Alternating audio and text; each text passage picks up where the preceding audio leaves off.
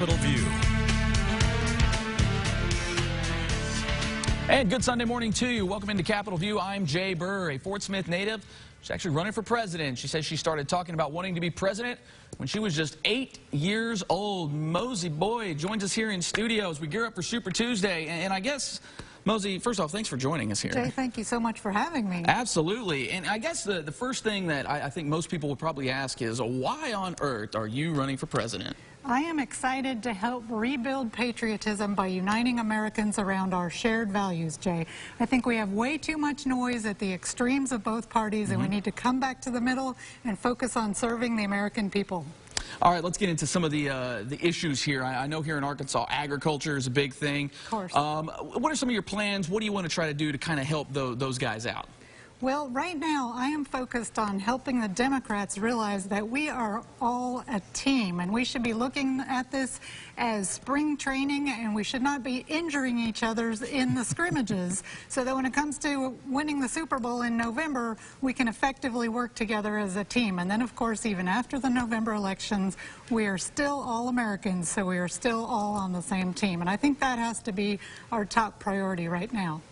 But again, too, focusing here on Arkansas, ag Yes. being a big-time thing, and I know rural broadband has also been one of those things that's kind of been brought up as part of that, and it's kind of a twofold thing between agriculture and even education. But what are your plans for that? What do you want to do to try to kind of help in that arena? Well, strengthening the Arkansas economy, and obviously our governor is doing a great job right now. So I think the China trade war, that has a huge impact for us in a number of ways, but certainly rural broadband and cybersecurity, infrastructure, and specifically cybersecurity, the cybersecurity aspect of infrastructure. And this is a little bit out in the weeds, as you were saying, but I think a lot of our issues, from election security to school shootings, there's a lot more coming through our internet these days that would typically be called psychological operations, and I think we need to be aware of that. That is a national security issue coming in on your phone, on your child's iPad, all the time. I saw one child watching a Chinese-speaking Spanish child watching this video. Sorry, it was a Chinese video, a Spanish-speaking child watching this sort of entertainment thing. Her mother was not even paying attention. So God only knows what messages are coming across, and I think we need to be a little more careful about that aspect of our national security.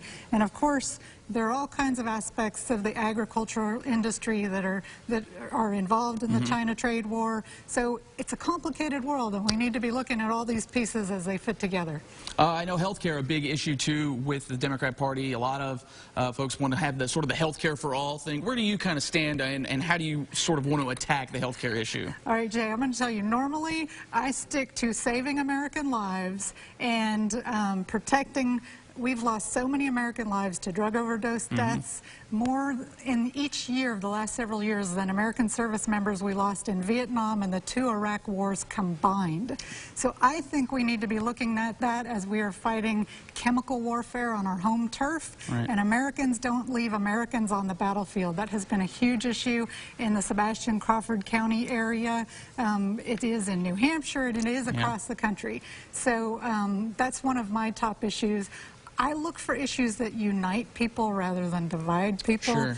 Now, of course, we all want quality health care, and we want it to be cost effective. And as we're looking at protecting ourselves and our nation, our communities, our school children, all of us at work, and from the coronavirus, I think we're going to be, that healthcare issue is taking a different turn right now than it was before. So I'm not exactly sure, but I like to talk about issues that unite us and bring us together, Jay. Well, you mentioned the coronavirus, and I know it's sort of a thing right now. Obviously, President Trump has addressed it. Governor Asa Hutchinson here in the state sort of addressed it.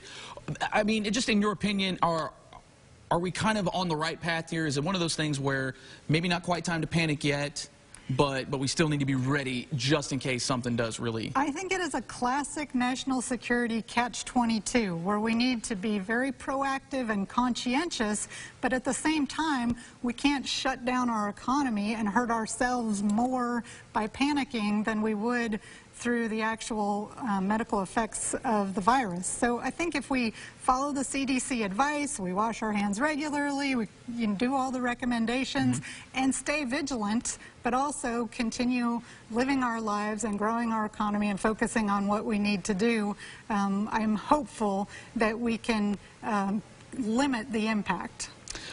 I guess switching gears here a little bit here, you know, I think everybody is familiar with the names at the top of the party and everything like that, but what have the past couple of weeks been like for Mosie Boyd? I mean, I know you were in New Hampshire. I called you one point. You were heading to California. I mean, what has this been like for you? It has been a wonderful adventure, and I want to tell you, people are very responsive to the True Grit message. And of course, we lost Charles Portis last week, and his funeral was earlier this week on Tuesday. I was down here for his funeral, and they laid him to rest Tuesday afternoon. And you know, I had felt pretty tardy about getting here and putting my signs up so late after New Hampshire and California. But as I was putting those signs up on Tuesday afternoon after his funeral, it just felt like God's perfect timing that I was able to amplify the True Grit message, which I think is more important now to our nation than it ever has been. So people are very excited about the True Grit message. And to be honest with you, I am actually grateful that I have not been on the stage with in these various debates, because I think people have actually done more to hurt themselves in some respects. So it's been a blessing to me, and I'm looking forward to the brokered convention where they do a few rounds of voting, and then we get to True Grit. And one of my friend's daughter says she's voting for True Grit for president. That's my favorite line. I'm voting for True Grit for president. So I'm hopeful. All right, Mosie Boyd, she will be on the ballot here in Arkansas. Mosie, we certainly appreciate the time, and best of luck to you come Super Tuesday. You're so kind to have me. I'm very grateful. Absolutely, we appreciate it. Well, coming up after a quick break, we introduce you to the candidates you'll see on your ballot this coming up Tuesday. You're watching Capitol View on Sunday morning.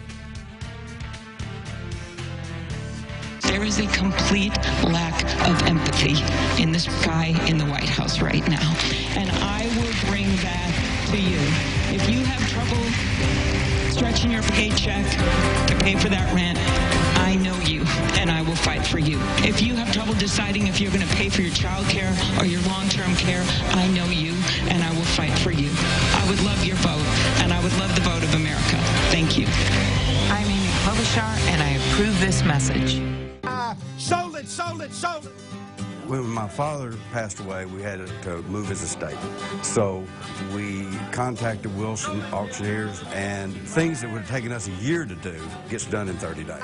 Sold it, sold it, sold it. Come and enjoy a new experience in shopping for your home. At Aladdin Rugs and Home Decor, we have over 5,000 rugs in the latest colors and styles. Bring your pillows, your pillow shams, and sizes. We will help you select the perfect rug.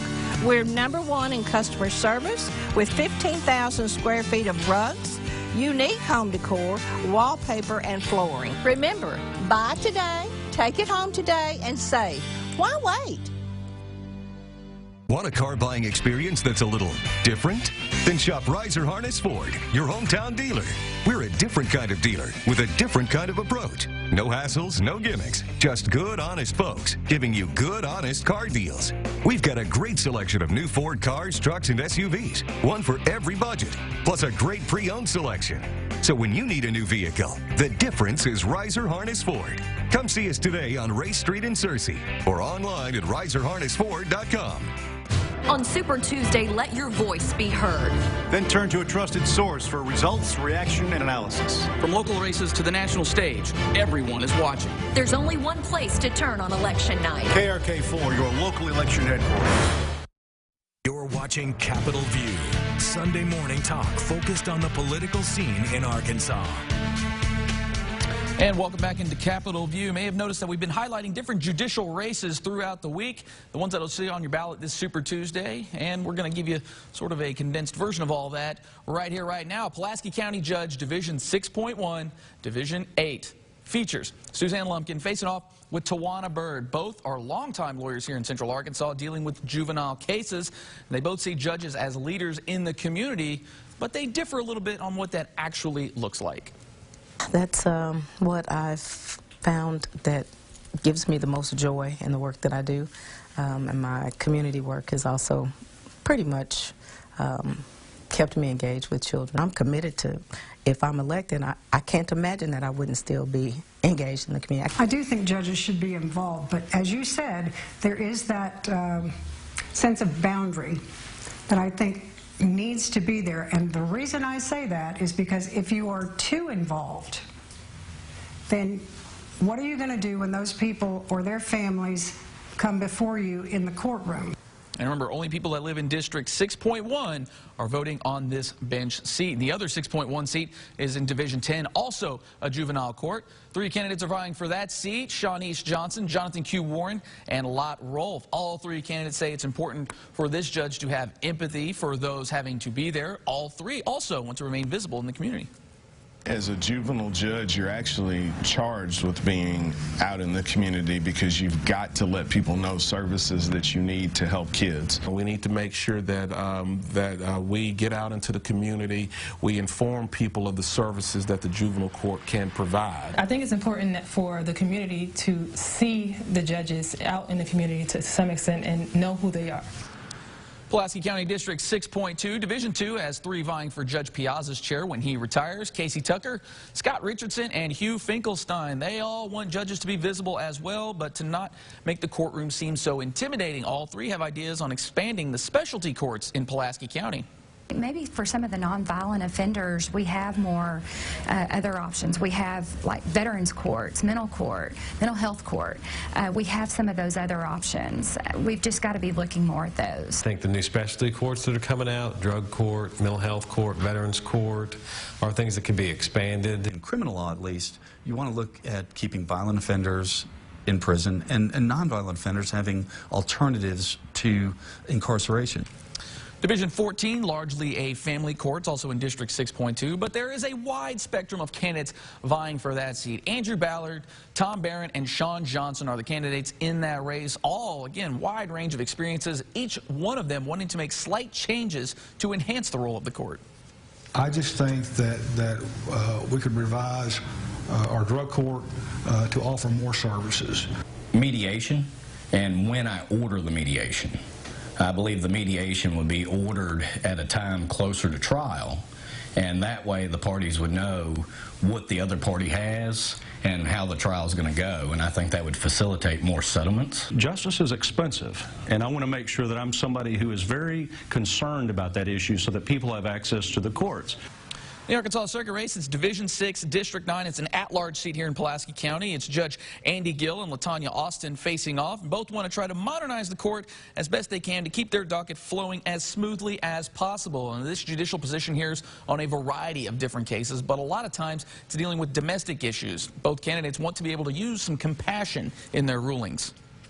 It's important that you understand and care and treat people like people, but that at the same time, you know, you're following the law as it's been provided.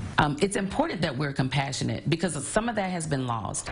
Both candidates also believe it's important for judges to be out there in the community, being those figures, but still maintain that disposition on the bench. District 6.2, Division 15 race will feature 3 Little Rock attorneys: Jay Shue, Amy Dunn Johnson, and Gary Rogers running for that seat. All 3 want to bring about some change to the courtroom, but they all have a little different idea on what that change is.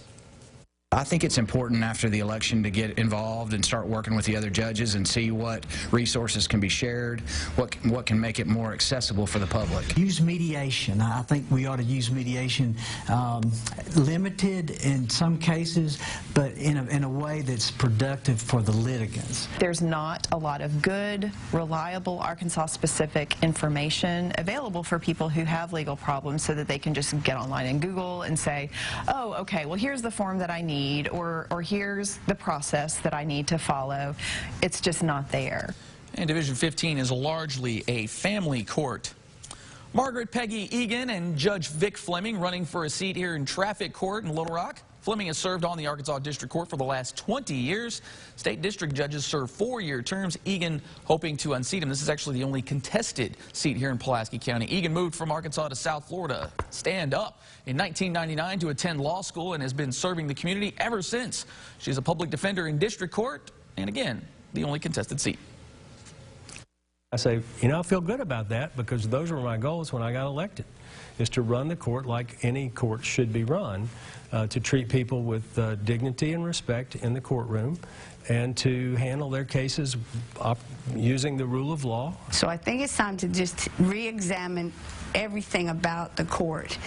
That is, make it more welcoming to individuals, make it more assistive to individuals. Arkansas has one of the smallest delegate numbers, with only 31 delegates and 5 superdelegates up for grabs from the natural state. And with that being the case, it's commonly known as a flyover state. But more candidates are making a stop here in Arkansas. Amy Klobuchar in Pulaski County for another. That was last Sunday. I was just excited that one of the candidates was showing up to Arkansas, you know, and so we just came today to hear more about her. Presidential hopeful Amy Klobuchar packed the Maumelle Event Center Sunday afternoon. Many in the room still just getting to know her. At least from what I've seen, kind of an underdog. She seems very authentic. She brought out all the old Arkansas heavy hitters, with Mark Pryor and Blanche Lincoln introducing her to the crowd. Welcome, Amy Klobuchar. She talked on a broad range of topics, from some of her ideas on education, which don't include the College for All model. I would be much more interested in using taxpayer money in a smart way, which is to double the Pell Grants. She also spoke about rural broadband accessibility. You literally can use high-speed internet in any place in Iceland. They have volcanoes there, but you can't get it in certain parts of Arkansas.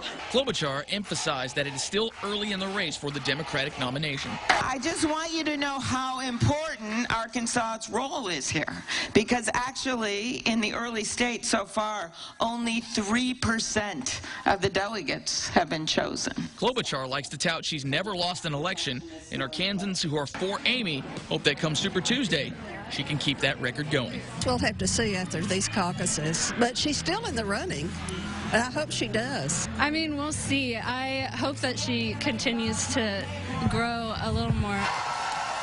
And also, as part of her education plan, she wants to offer what she deemed as high-priority jobs to receive free tuition for 1- and 2-year degrees, jobs that she described such as nursing assistants and electricians. Well, Mike Bloomberg made another trip to the natural state last week, this time in northwest Arkansas. Bloomberg spoke to voters for about 20 minutes, and he mentioned he wants health care for all without eliminating private health insurance. He also touched on background checks for gun purchases, and it's a big topic right now with the last week's mass shooting in Milwaukee. He also commented on work requirements for Medicaid. I'm the biggest believer that people should work for a living, but Medicaid is something that goes to the poorest of the poor. And I just think that there's so many families in the group that gets it, that they can't work, and it's just ridiculous. If you tell me, should you have to work for other things? Yes, I'm in favor of it. You had to work for food stamps in New York when I was the mayor. But Medicaid is just for people who are so poor. And then there's another 30 million that have no health insurance whatsoever. You can't let that happen in this country. And when we come back, we talk to Chuck Todd, the moderator for Meet the Press, as we gear up for Super Tuesday. It is looming large. You're watching Capitol View on Sunday morning. You don't see a lot of Democrats win around here. Except Amy Klobuchar, and I'll tell you why. Amy Klobuchar gets real results and has real plans. She has a plan for more and better jobs. Affordable health care. Governing with integrity. With Amy Klobuchar, there's no such thing as a red state or red county. Amy wins where no one ever thinks she could. Amy sees you and will fight for you. Amy Klobuchar wins when it matters most. Kitchen Table Conversations PAC is responsible for the content of this advertising. Success Vision has incredible prices. I got 2 pairs of glasses in about an hour for only $39. I got my eye exam next door. Success Vision has over 1,000 frames to choose from. It's a one-stop shop for buying glasses. 12 years and the service keeps getting better. It's a 10 out of 10. This is my 5th year with Success Vision and I'm happier than ever. 2 pair for $39 in an hour for less. Come see us today, Success Vision Express. My name is Larry, and I'm a truck driver. A while back, I was in an 18-wheeler accident, and I got my back and shoulder messed up pretty bad. Couldn't stand very long, couldn't hardly walk, couldn't really hunt or fish. I went to 3 doctors before I finally found Arkansas Spine and Pain. That's when it all changed. The way they treated me, They explained to me everything that was going on, and I would recommend them to anybody. Arkansas Spine and Pain, they helped me get my life back ASAP. Mark your calendar. It's time for the 2020 Arkansas Flower and Garden Show, February 28th through March 1st at the Arkansas State Fairgrounds. The state's largest flower and garden show features over 100 vendors from across the country, showcasing beautiful gardens built on site. Talk with experts about plant health, honeybees, and much more. Shop floral displays, indoor gardens, and discover the latest trends in landscape design. Get your tickets today. The 2020 Arkansas Flower and Garden Show at the Arkansas State Fairgrounds. Hello, I'm Mike Rainwater, and I applaud the efforts of KARK and Fox 16 taking a stand to create a safer Central Arkansas through their Victory Over Violence campaign. At Rainwater, Holt, and Sexton, we do our part. So each month, we feature a difference maker. We give $1,000 to a group or organization that truly makes an impact on the lives of others. It'll take all of us to declare victory over violence. You're watching Capitol View, Sunday morning talk focused on the political scene in Arkansas. And welcome back into Capitol View. Super Tuesday, just a couple days away. And joining us now to try to get us ready here, make sense of some of this, our good friend of the show here, meet the press moderator, Chuck Todd. And Chuck, I guess, you know, this is a big one here. What do we need to look out for? Is there anybody that's sort of hanging on by a thread in this Democrat presidential race? Well, I really think there's three candidates hanging on by threads that I can't figure out what their path to relevancy is, and that's Buttigieg, Warren, and Klobuchar. I'll get to them in a second. At the end of the day, it does feel as if we're dealing with sort of a 2.5-person race, and I say this because I'm still not sure what to make of the Bloomberg campaign. But here's the bottom line. There's a path back into this relevancy for Biden. Biden wins by double digits in South Carolina, which is looking more likely. It's something he has to have. The Clyburn, Jim Clyburn came on my show this week and said, Biden can't just win by a couple of points. He's got to win big, send the message to African Americans throughout the South. Biden's back. Biden's their guy. And a double-digit win in South Carolina, could I see him sweeping the Super Tuesday states in the South? I could, because one other thing is happening simultaneously. Bloomberg appears to be bleeding support right now, or leaking support. How do we know? Well, he's up with a new ad, essentially apologizing for his bad debate performance, which tells me they're seeing their numbers get soft. We've seen Biden's numbers improve a little bit. I mean, it is 1 for 1. Every point Bloomberg loses, Biden gains. So can by Tuesday Biden ride a little bit of a wave? Bloomberg continues to leak, and it allows him to eke out wins in Arkansas, Mississippi, Alabama. Do I see a scenario like that? I do. The real measuring stick for me will be whether a Biden comeback is enough for him to eke out in North Carolina and Texas and to keep Sanders from winning those two states. So Sanders has been benefiting from the Bloomberg-Biden split. If it all starts to go back to Biden, then suddenly that shrinks those Sanders advantages that he's been holding on to of late. And you mentioned some of the ones that are hanging on by a thread. Is Mayor Pete really kind of on the outside looking in? Because he had a lot of momentum early on in this thing, and now, like you said, now that we're getting some other faces into the mix with Bloomberg now actually appearing on ballots, is he still kind of on that outside looking in? You know, the problem, Jay, is that he's just had doesn't appear to have any openings here to win non-white voters. You know, wherever he's had a chance to win non-white voters, it hasn't gone well. And I think that barring some surprise second or third place finish in South Carolina, I think you start to see it's sort of like it is like a hot air balloon leak with a slow leak in it. Look, his operation is very good. I think he's going to get quite a few delegates, do pretty well in parts of California, do pretty well in some of the Midwestern states on Super Tuesday. But I really think he's going to be gasping for air in the southern states in particular. These Democratic primary electorates are less suburban, not as white, and I think that that's where we may start to see him lose a little bit of steam. I guess the $100 question is, do we actually see anybody actually drop out of this thing after Super Tuesday? Well, there's two ways. First of all, there's two candidates that have a very basic metric that they have to surpass. Elizabeth Warren and Amy Klobuchar are running in their home states on Super Tuesday. And Bernie Sanders is ahead in the polls in Massachusetts on Warren. My point being is it's hard to justify staying in if you can't win your home state. So I do think those are separate measuring sticks for those two candidates in particular. And Sanders has good shots in both Minnesota and Massachusetts to win both. But here's the other part of this, Jay. And it really is, what is the gap between first and second on delegates? If Bernie looks like he's on the verge of pulling away, I think the pressure on everybody to drop out and consolidate behind either Biden or Bloomberg will be great. But if it's a muddle, let's say the Biden comeback is what I described at the beginning, and that delegate split is pretty narrow and it's pretty competitive, well, then it looks like a guaranteed brokered convention, and then the incentive is to actually stay in, Jay, not get out, because you want to be a player. Maybe Amy Klobuchar and her 50 delegates becomes the 50 that matter the most, right? So this is where, on Wednesday morning, what does the delegate scoreboard look like, and what is the gap between first, second, and third? All right, quickly, we got about 30 seconds here. You've got Vice President Mike Pence coming up on Meet the Press. I do.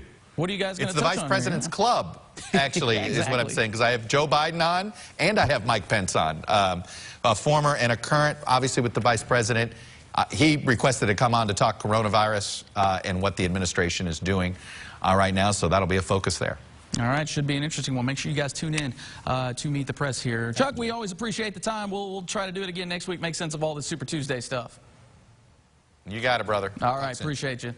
And again, tune in to Meet the Press, which is coming up right after Capitol View, and we are back to wrap up Capitol View right after this. You're watching Capitol View Sunday morning.